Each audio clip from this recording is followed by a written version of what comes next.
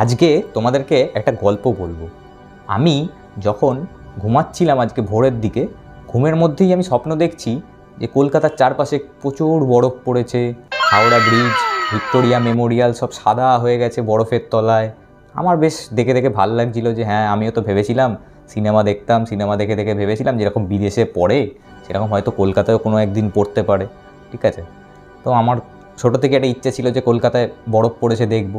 তো যখন ঘুমটা ভাঙলো আমার মনটা একটু খারাপ হয়ে গেল। আমি ভাবলাম যে কি এটা স্বপ্ন ছিল, ইস যদি সত্যি হতো।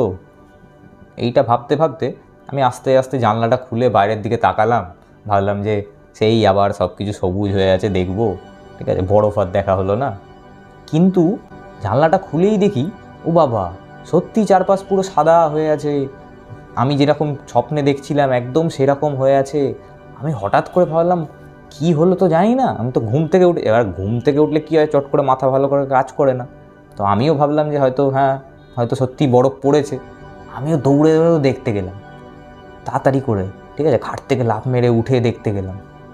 বাইরের ওই পরিবেশ দেখে আমার তো বিশাল খুশি লাগছে। আমি ভাবছি যে যাক, আমার ইচ্ছাটা তাহলে পূর্ণ হলো।